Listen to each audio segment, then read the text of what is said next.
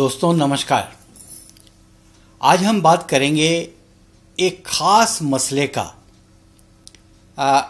जो हमारे समाज में एक लंबे समय से कारगर थी, जिसकी पहचान और लोगों में उसकी इज्जत थी उस मसले की। जी हाँ, आपको बड़ा आश्चर्य लग रहा होगा मैं ऐसा एक मसले को लेकर क्यों कह रहा हूँ।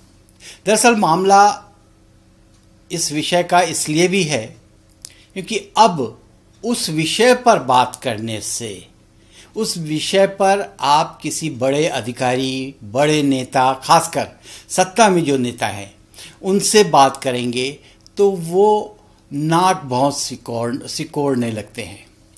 जी हाँ, मैं बात कर रहा हूँ मानवाधिकार की, ह्यूमन राइट्स। मानव सभ्यता की शुरुआत के समय से ही लोगों के लिए चिंता का विषय रहा है और इस पर कई बार कारगर कदम उठाए जाते रहे हैं। भारत इसके लिए काफ़ी सम्मान पाता रहा है। इस मसले पर सत्ता के, शासन के, शासक वर्ग के की सहमति का उन संरक्षण के लिए, मानवाधिकार संरक्षण को लेकर धीरे धीरे करके इसकी अहमियत आज की तारीख में क्यों कम होती जा रही है। खासकर पिछले 5-6 वर्षों में ह्यूमन राइट्स एक ऐसा मसला बन गया है जिसको लेकर लगता है कि ह्यूमन राइट्स एक्टिविस्ट्स, मानवाधिकार कार्यकर्ता जो हैं, वो समाज से अलग थलग कोई हाशिए पर खड़ा व्यक्ति होता है। ह्यूमन राइट्स पर विषय विश्व भर में चर्चा होती है इसकी, और विश्व भर में इसकी अहमियत है, लेकिन पिछले 5-6 वर्षों से भारत में इसकी दुर्दशा कितनी हुई है यह हम आप सभी जानते हैं। अगर आप ह्यूमन राइट्स से थोड़ा भी लगाव रखते हैं तो निश्चित तौर पर आपके मन में भी एक हुक होती होगी कि आखिर मानवाधिकार को लेकर लोग इतने नाखुश क्यों हैं। मानवाधिकार की चर्चा होते ही लोग उसको नकारात्मक दृष्टि से क्यों लेते हैं। आज हम इसी मसले पर बात करने जा रहे हैं। दरअसल ये कारण भी है इसका। आपको शायद पता हो कि अभी सितंबर माह में भारत सरकार की ओर से एक ऐसा कदम उठाया गया जिसकी चर्चा भले ही मेन स्ट्रीम मीडिया में ना हो, लेकिन आम जन में और ख़ासकर जो थोड़े बहुत भी ह्यूमन राइट्स से जुड़े हुए हैं उनके जहन में ये बात उठी थी और उनके मन में एक गुस्सा था, एक क्षोभ था कि ऐसा क्यों हुआ। वह घटना थी एमनेस्टी इंटरनेशनल इंडिया का भारत में बंद हो जाना, यानी उसके दफ्तर का बंद हो जाना। आपको शायद पता होगा भारत सरकार ने पहल की थी इस पर और एमनेस्टी इंटरनेशनल इंडिया के दफ्तर बंद कर दिए गए। आखिर क्या कारण था? आप अगर गौर करते हैं, अगर गौर करना चाहें इसके दूसरे पहलू पर, तो आप पाएंगे, अगर आप थोड़ी बहुत भी मानवाधिकार को लेकर चिंतित हैं तो आप निश्चित तौर पर आपके जहन में यह विषय बहुत तेजी से उभर गया होगा।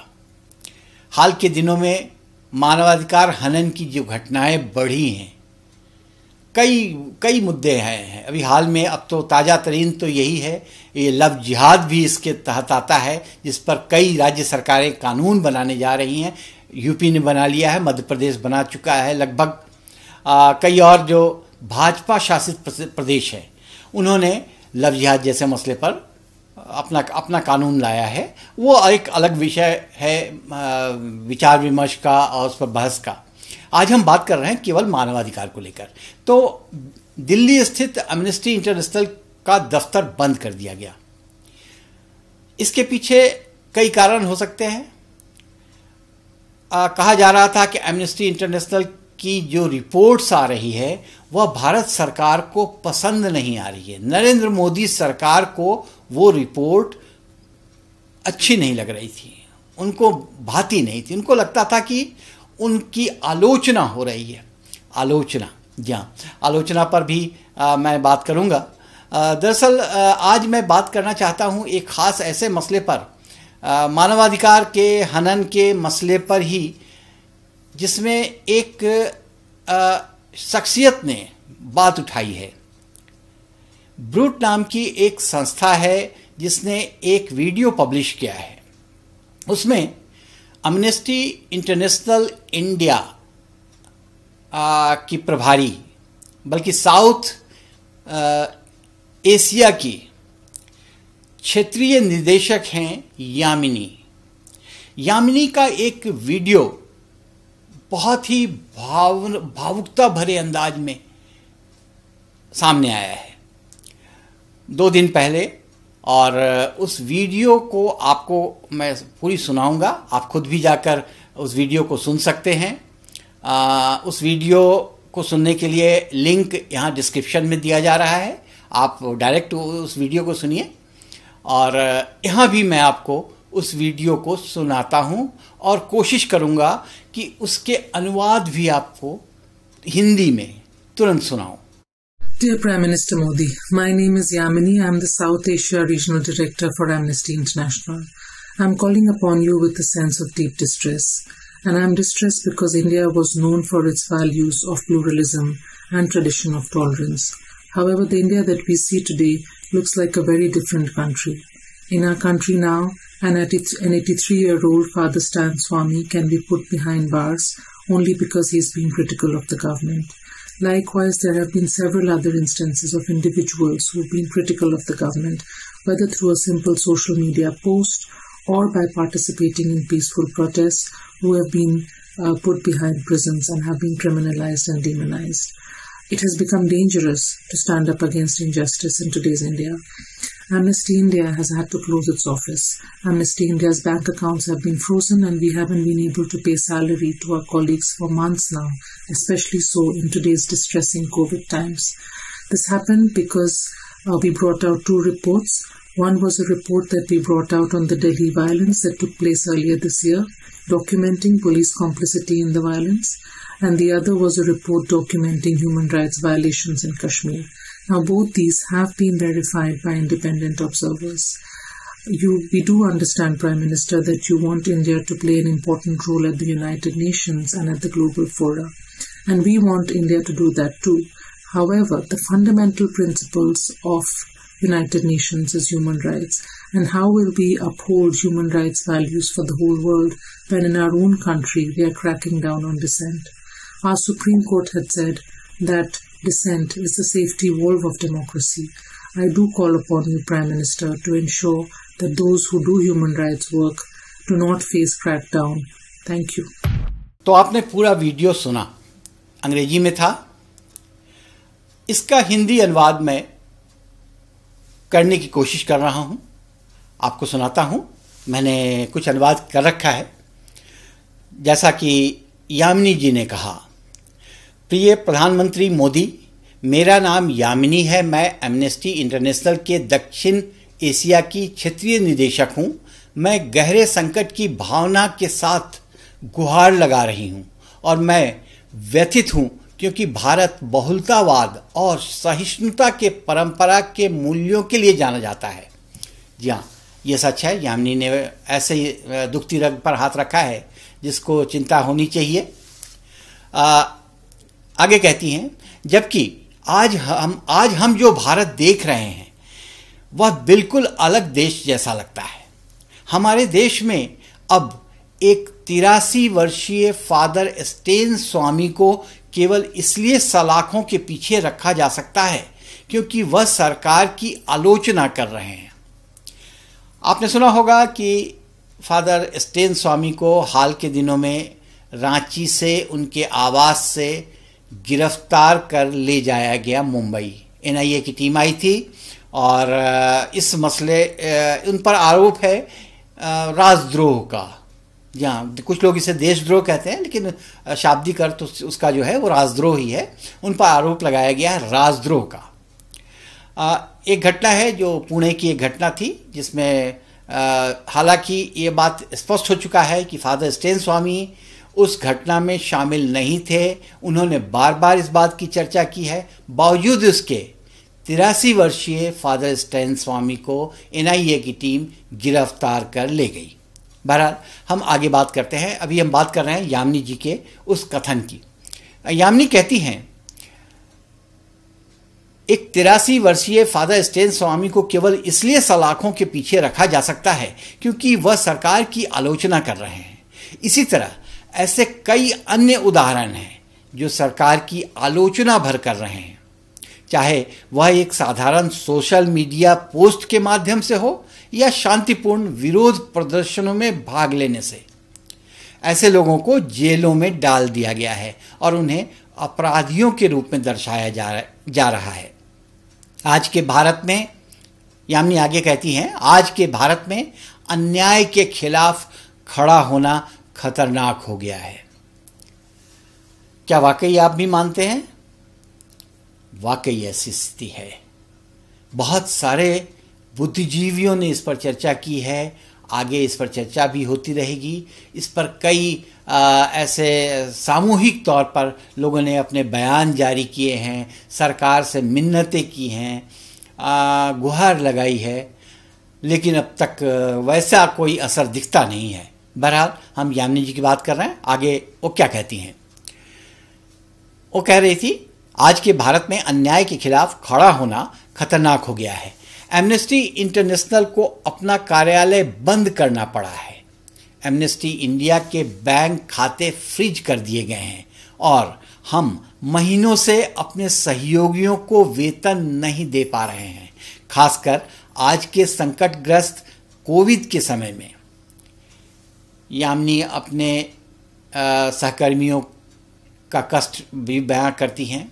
वाकई आप अंदाज़ा लगाइए कि चलता फिरता एक दफ्तर, ह्यूमन राइट्स को लेकर वो दफ्तर काफ़ी एक्टिव रहा हो और अचानक वहाँ के बैंक अकाउंट फ्रीज कर दिए जाए, तो निश्चित तौर पर वहाँ के कर्मचारियों, अधिकारियों की रोजी रोटी का क्या हुआ होगा, बहुत दुर्दशा होगी। आगे कहती हैं यामिनी, यह सब कुछ इसलिए हुआ क्योंकि हम 2 रिपोर्ट लेकर आए। यामिनी बता रही हैं कि यह सब बंद करना, ऑफिस बंद करवाने के पीछे जो कारण समझ में आया उनको, उसके पीछे उन लोगों की 2 रिपोर्ट थी। एक रिपोर्ट जिसमें इस साल की शुरुआत में दिल्ली हिंसा के बारे में थी, जिसमें हिंसा में पुलिस की मिलीभगत का दस्तावेजीकरण किया गया था, डॉक्यूमेंटेशन किया गया था। यहाँ दिल्ली दंगा को लेकर एमनेस्टी इंटरनेशनल इंडिया ने एक रिपोर्ट जारी की थी, जिसमें पुलिस की भूमिका पर काफ़ी आलोचना हुई।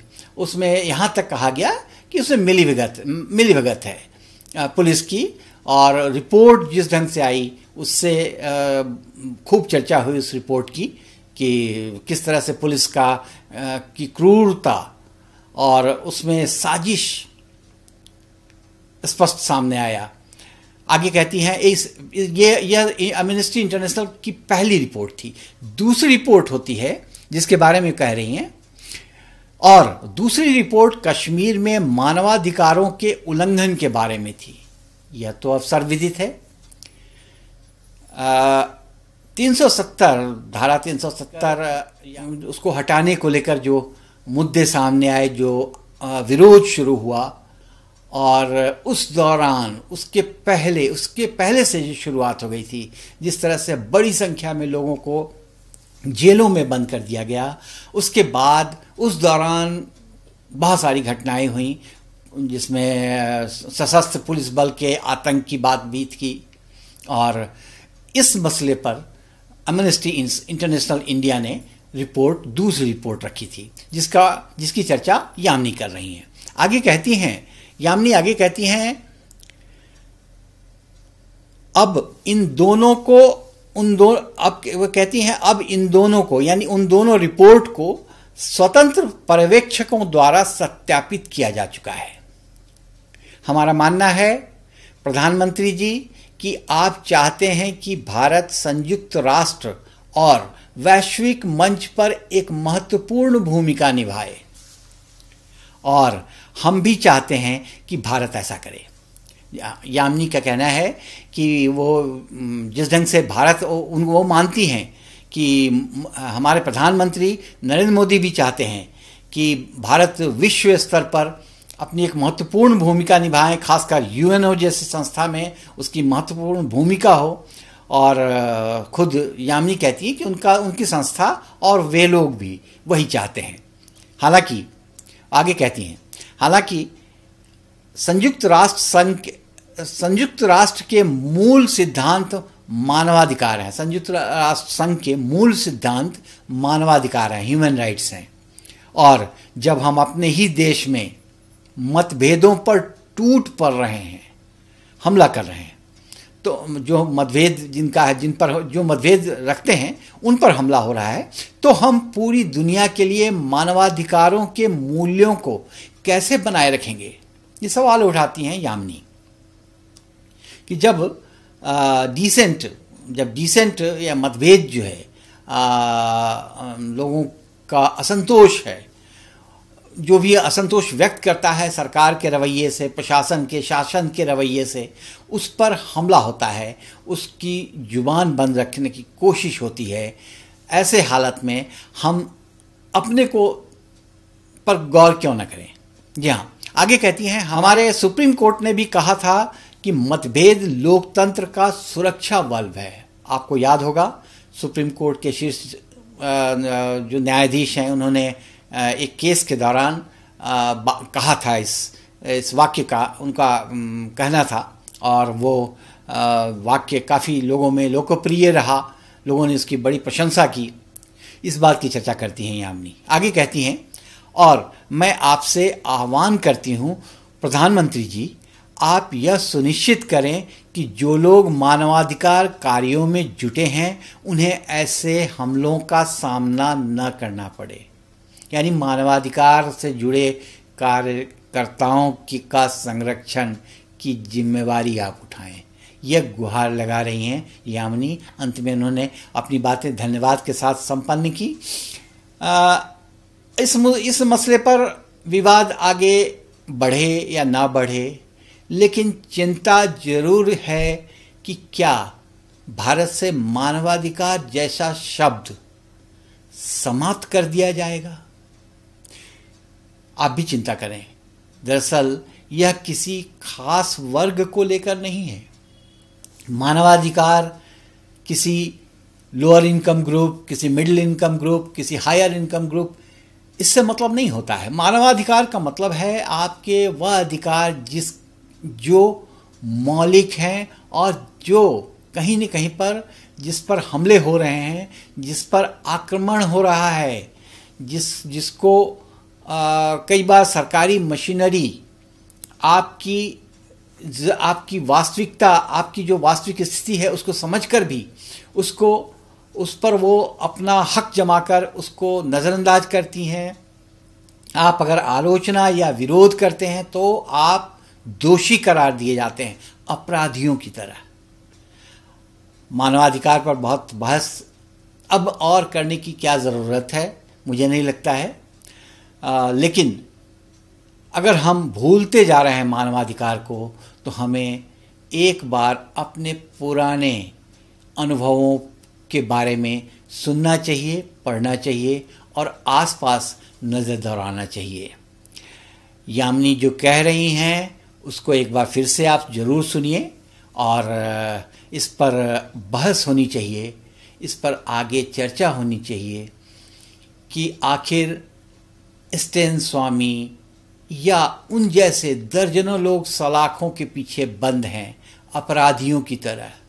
ये 83 वर्ष 84 वर्ष वरवरा राव के बारे में आपने सुना, खैर उनके बारे में लोग कई नकारात्मक चीज़ें रखते हैं, लेकिन स्टेन स्वामी जो हमेशा आदिवासियों के लिए, आदिवासियों के हक में आवाज़ उठाते रहे हैं, उनके अधिकार, उनके मौलिक अधिकारों को लेकर आवाज़ उठाते रहे हैं, उनके साथ ऐसा हुआ, बेहद दर्दनाक है।